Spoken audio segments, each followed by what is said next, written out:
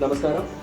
Welcome to Bhiwandi Express. I am Anil Nair. Today, Sri Mohanan Nair, retired AIM Palakkad Division, is with me. Namaskaram. Sir, we have heard that a train, goods train, is starting.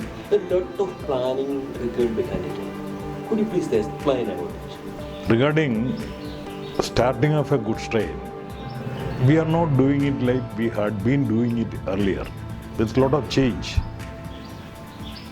happened in the freight traffic side of Indian Railways. What I'm talking now is past about 30 years old system.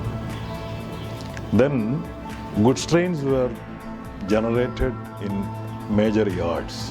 One from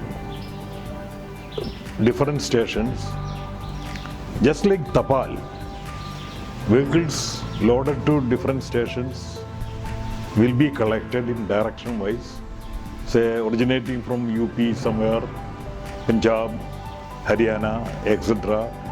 will be collected and they will be coming to Tughlakabad yard.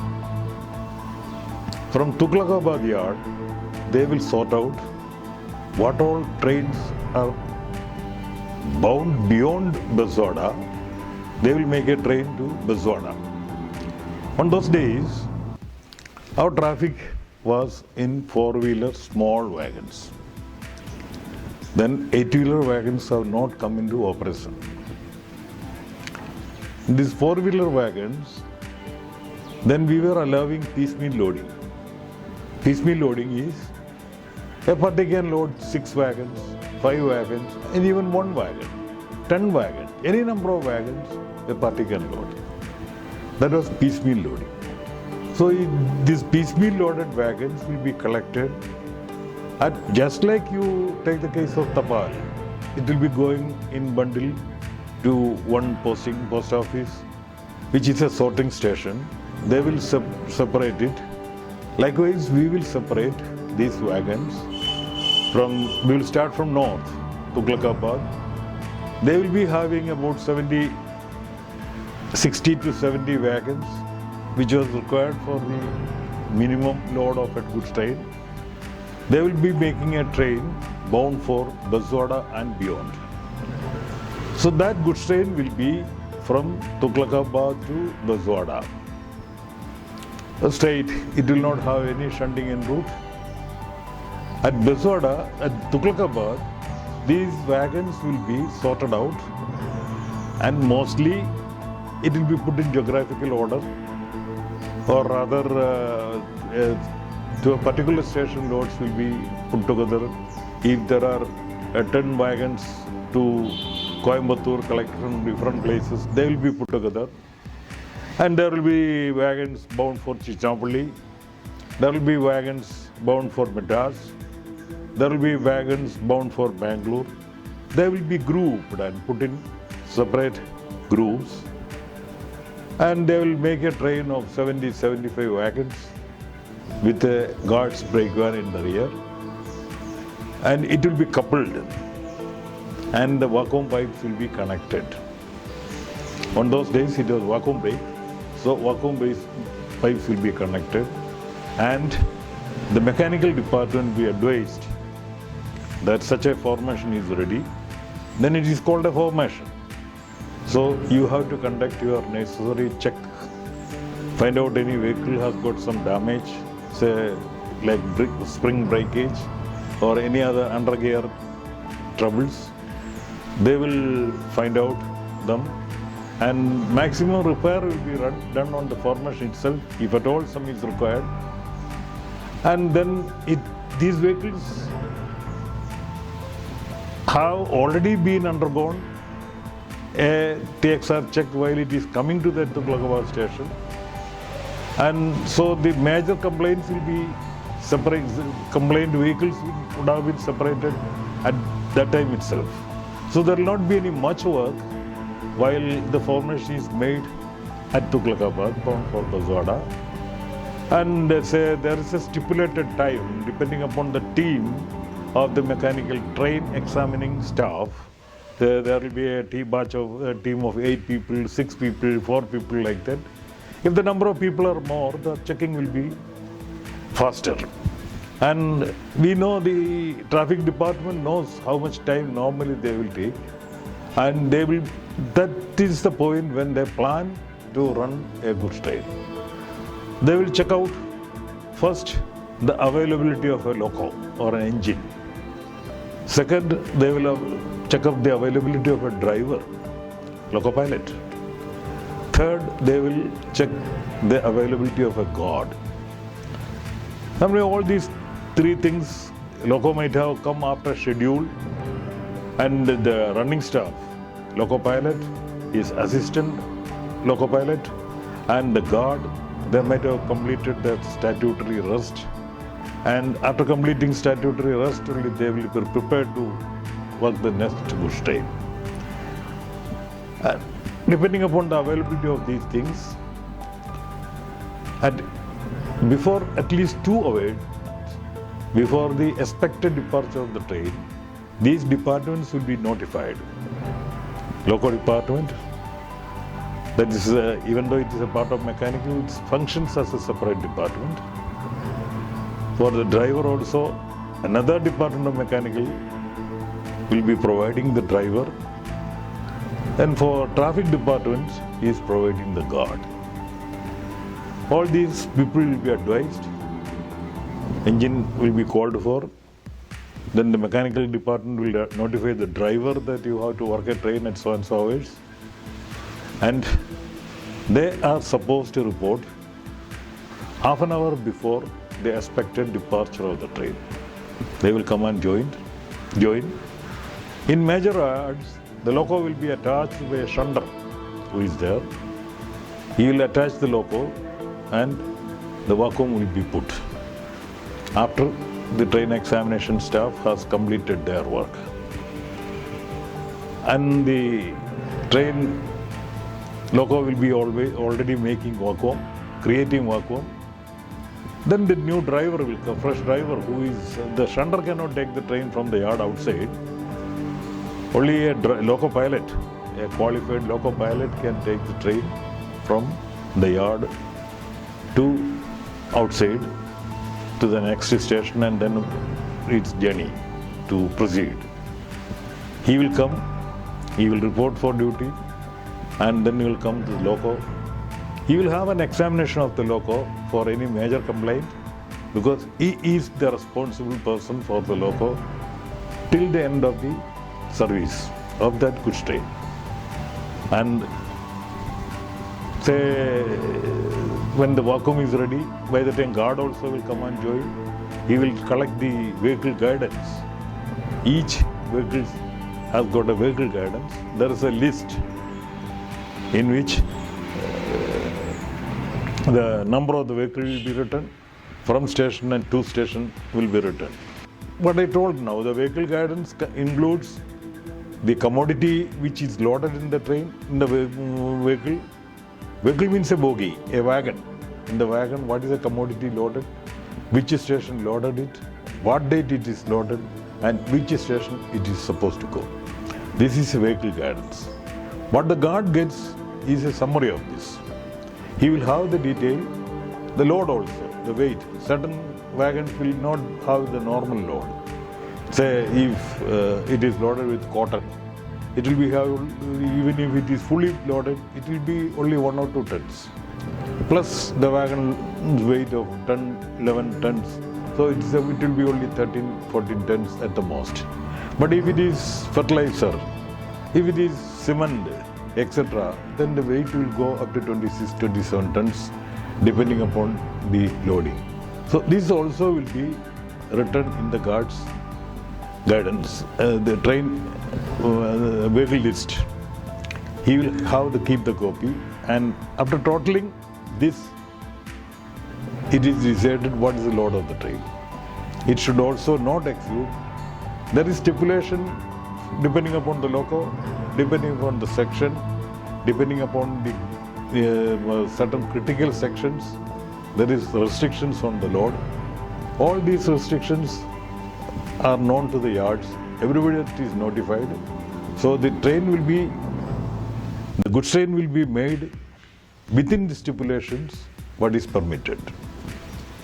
And finally, the train examination department will report that the train is ready, and the driver will get a brake power certificate from the train examination department stating that the train has got sufficient brake power. That is actually a very important document as far as the driver is concerned, because his main activity is stopping the train rather than running the train. Unless the train has got the required brake power capacity, he will not be able to control the train in falling gradients or on an emergency stoppage. After ensuring all these things are pakka, the driver and guard might have already gone through all the vehicles themselves, and they will get satisfied that all the pipes are through, all the couplings are put on. The primary simple details they will check up on the train, and then they will come. The driver will give his characteristic whistle. My memory is correct, it is 4 whistles to intimate the station master, the yard master, whoever is concerned, that his train is ready.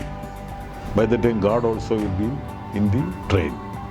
The station master then report it to the station master who is sending the train from the yard. It will be definitely a different man who is working in the cabin, or maybe cabin is not there, a panel or somewhere. He will be notified, and also the controller who is controlling that area will be also informed that a train is ready.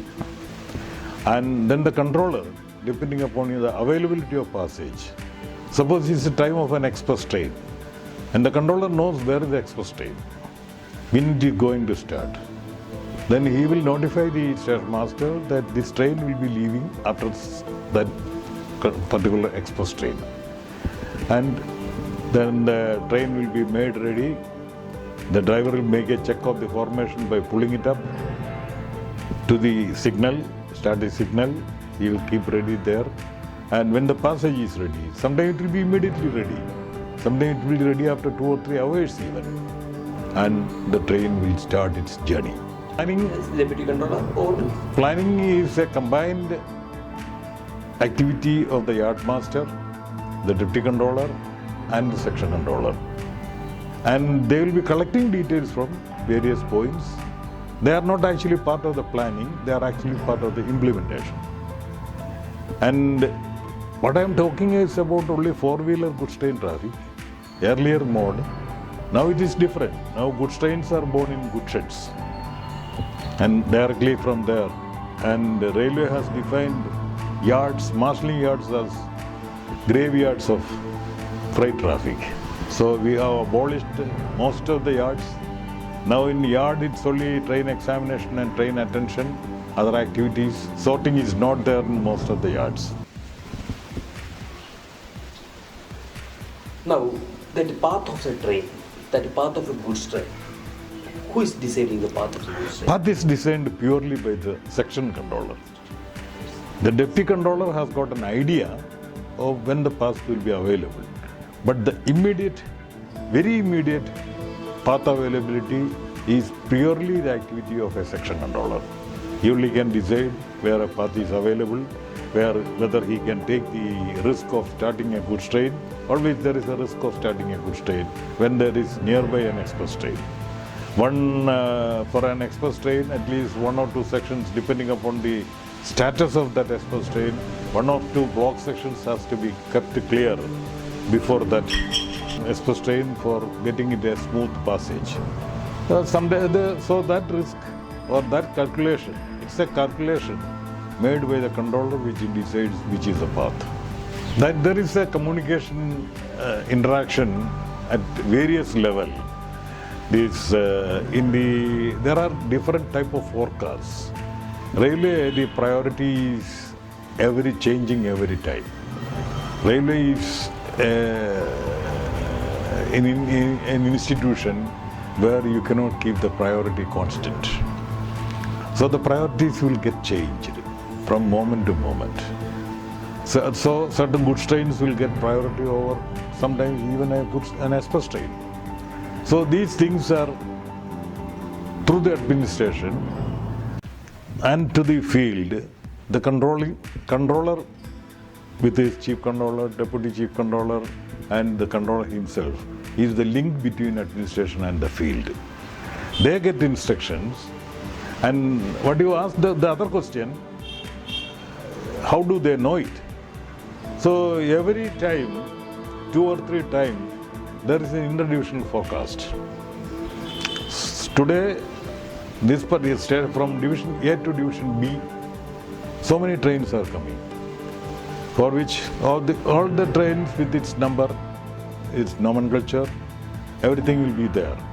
So they know from that how many goods trains are bound to particular yards, how many certain trains can come independently to a station also.